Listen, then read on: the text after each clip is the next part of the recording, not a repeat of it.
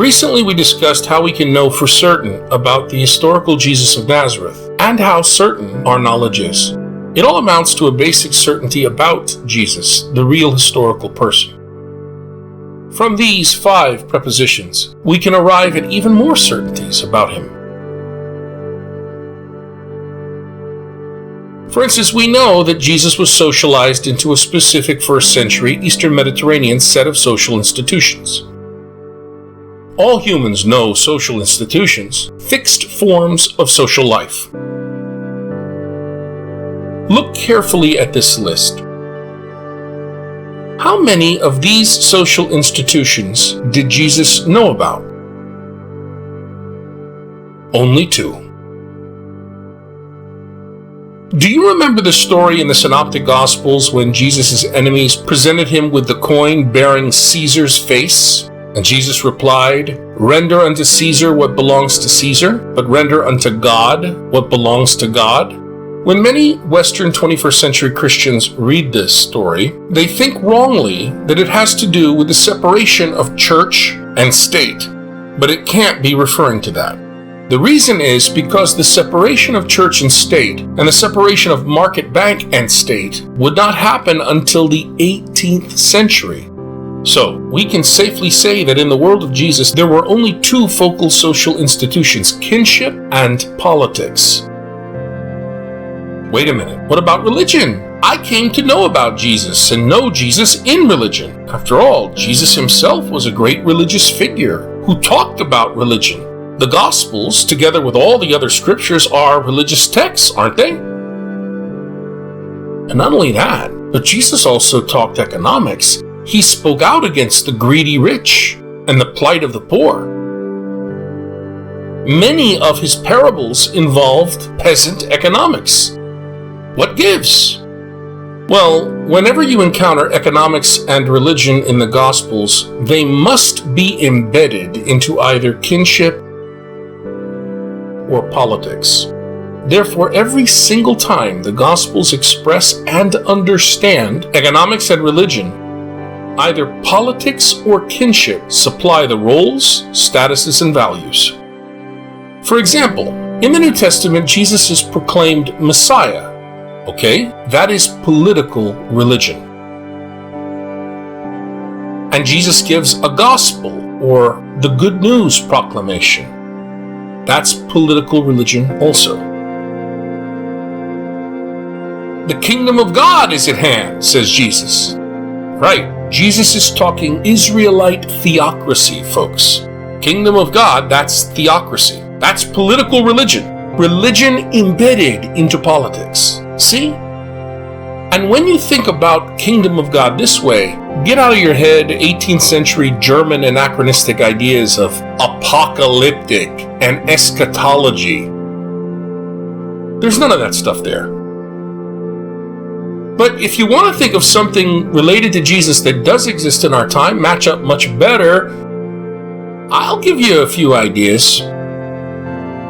So we have arrived at yet another thing we can be certain about, the historical Jesus. And that was, he didn't give a damn about or recognize a separation of church and state. In the 21st century, Europeans and Americans generally believe that there are 4 basic social institutions. And maybe a few more branching off from these. We conceive of them as separate social institutions. And we argue about keeping them separate. Indeed, we debate the role of religion in public. However, in New Testament times, people attended to only 2 institutions as distinctive: kinship and politics. Again, separation of church and state, as well as the conceptualization of economics as a separate institution, are 18th century phenomena. Therefore, taking the prefix "in" of incarnation seriously, how could the first century man Jesus know about any of that? In the New Testament period, neither religion nor economics had a separate institutional existence, and neither was conceived of as a system on its own, with a special theory of practice and a distinctive mode of organization. Both religion and economics were inextricably intertwined with the kinship and political systems of ancient Israel. Thus, the only kind of religion Jesus knew of and could know of had to be either family or political. Ancient Mediterranean religion was an overarching system of meaning, unifying political and kinship systems, including their economic aspects, into one ideological whole.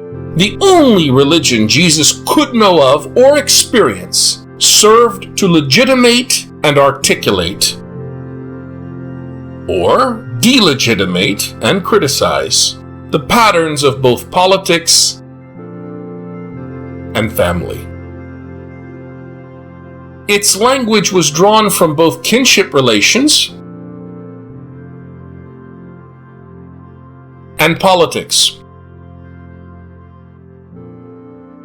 instead of a discrete realm called religion.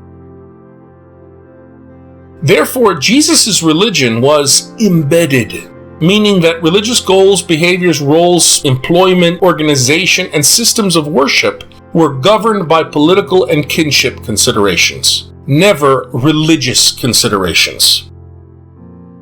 Jesus knew domestic religion run by family personnel, such as the ancestrism of his family burial.